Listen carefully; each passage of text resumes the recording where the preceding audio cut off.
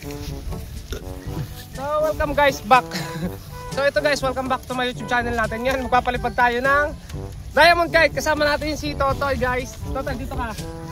Ganito kalaki yung paliliparan namin ni Totoy mga kalitar. Ayan. So ito, aalisin ko na rin itong tape ng kabila. Kasi tape, yan, tanggal na rin naman. Itong isa. Kasi naka-tape pa. Ito, napalipad na namin ito nung nakaraan sa Facebook ko mga kalitar. Pero ngayon, paliliparan namin ni Totoy. So ito, ganito kalaki yung saranggola namin. Totoy, harap ka doon. Ayan. Si Totoy kasi mahilig sa bubuntutin, kaya ginawa ko ito mga kalitar, ito bubuntutin na to. Ngayon, tetestingin natin kung lilipad ulit. Nasaan na yun?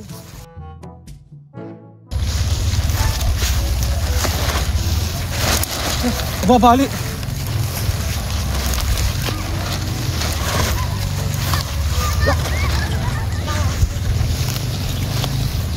Ito kasi guys, napabayaan ako dun sa may, sa may likod ng bahay namin. Na-content ko to sa Facebook ko mga kalitar. Pero dito sa Facebook, sa YouTube, ngayon pa lang namin siya paliliparin dito. Dati kasi may buntot to. Bitaw. Totoy, dito ka. Totoy, talang mo. Totoy, pagtatalangin natin, tinatin kung lilipad pa. Pagtalangin. Meron natin to guys. Meron natin to. Yan. Labas natin to.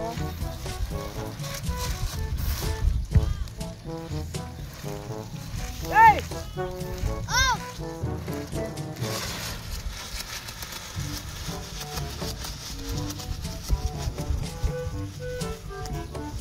Ilaw!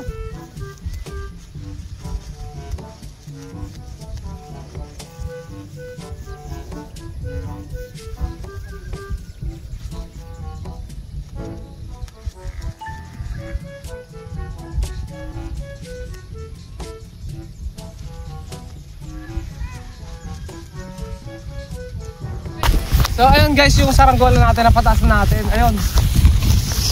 Pero nagkalabi sa doon mga kakaltar. Wala naman sa labi doon sa may tagiliran yun nung nakaraan. Pero ngayon meron na.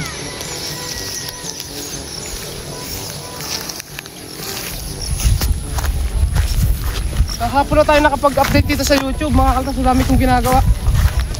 Sobrang dami kasi bakasyon mga kakaltar. Ngayon ko lang na-experience na ganitong kadami yung nagpapagawa. Kaya hindi tayo masyadong makapag-iimik ditong nakaraan sa vlog kasi talagang naisingit ko lang mga kalitar yung video na yon. Pero ito, magalit tayo. So yan mga kalitar.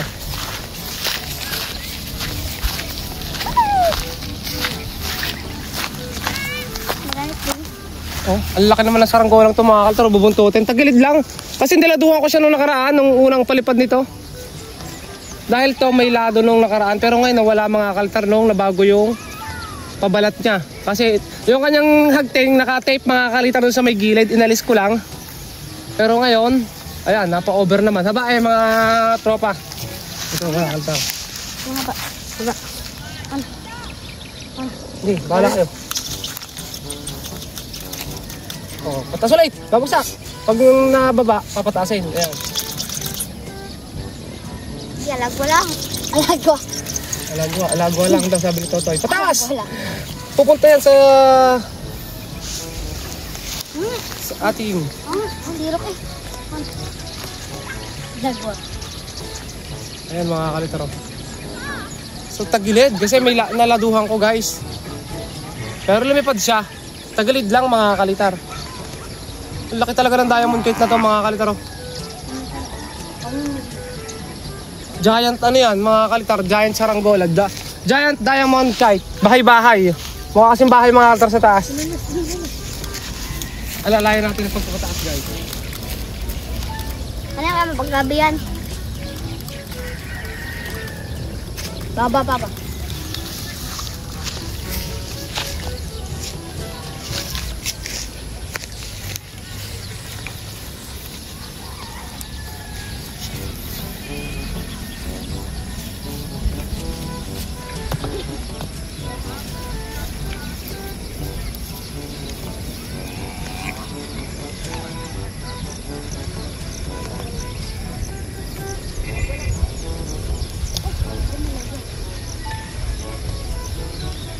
Siya mga kalta, talagang pumili siya. Pumiling siya nung nalagyan natin siya ng lado. Dapat pala hindi na natin nilagyan ng una. Nagkameron tuloy ng killing mga kalitar. Pero ang galing ng mga kalitar. Madali kasing gawin mga kalitar yung malaki. Mas madaling paliparin. Kaya ito mga kalitar, laki oh. Ito mga kalitar, yung lumilipad pa doon, dilaw. Grabe, ang dami lumilipad doon oh. Oh, sunod-sunod mga kalitar oh.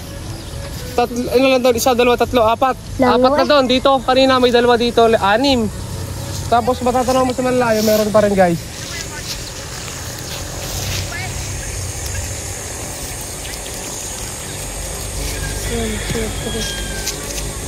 Pabahaan natin yan. Ito, sinatotoy na magpapalipad dito lagi. Kasi ito nakatambak na lang sa bahay. Mas magaling itong paliparin mga kalta ni Totoy. Bigay ko na ito kay na Totoy, saka sa aking anak. So bahala sila magpalipad dito. Nalagyan ng butot. Huwag nyo lagyan ng buntot, tapangit pa yung timpla. Ano lang ito mga kaltar, aalisin ko lang yung lado para lumipad siya ng matino. Kasi medyo tagilid. Kung wala ito mga kalitar, ano? Kung hindi ko siya nilagyan, ang ganda ng lipad. Totoy, oh, bahala kayo dyan ah. Ayan, sila Totoy. Nilulutan ko pa kayo mag. Bahala kayo. Bigay ko na sa inyo yan. Si Totoy, lagi yan mga kalitar nagpagawa ng papagayo. Wala namang mabuo. Sabi ko, gagawa ko siya kaya ayan. Mahilig siya sa bubuntutin.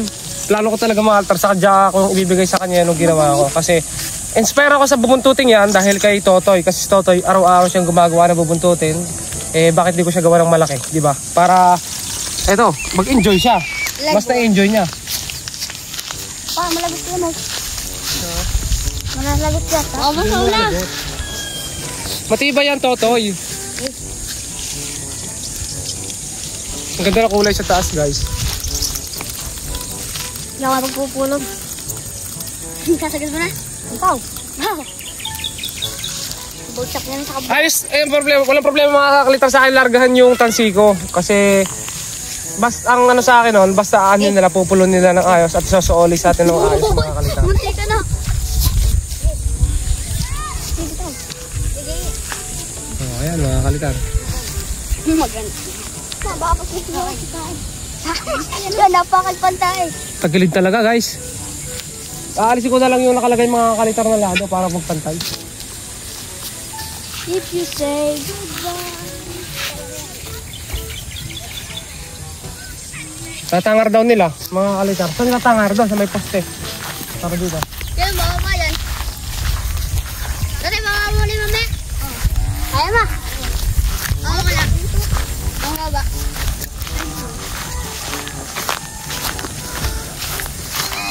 Ay, sagat ko na. Ang sagat ko kaya, boy. Sagat ko sa kulong.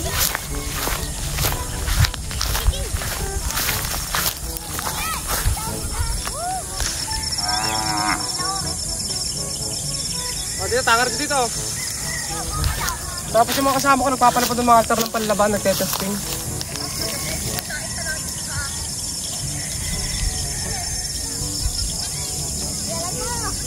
Totoy guys, mga kalitar, si Totoy, ang aking anak si Totoy. May ginawa yung nakaraan, di ko na lang na video kasi nagkakayas ako noon. Ang galing gumawa maltar ng anak ko ng papagayo, gumawa siya nung isang araw.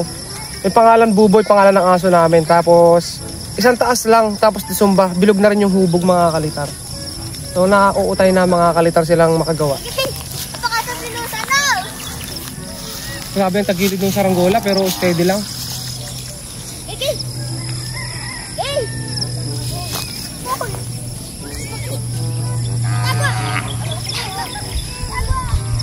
Yan mga kalitar, yung dalawa. Dilim na mga kalitar, hapon na kasi. May niladuhan ko nung nakaraan, sobra, nung may buntot pa.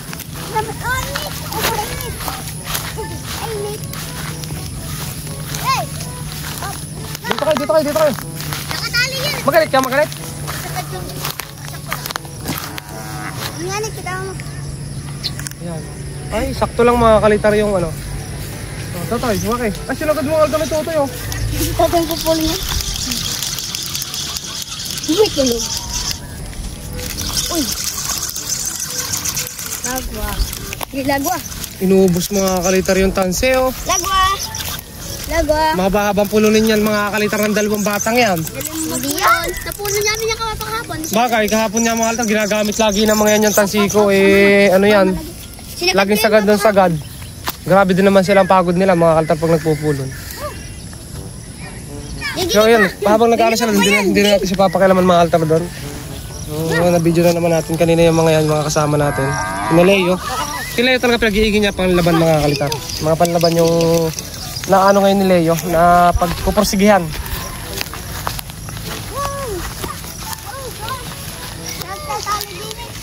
So ito guys, ito naglalaro na lang yung dalawang batang yan, ay samahan naman natin, napataas natin, nakita nyo yung ginawa ko nung nakaraan.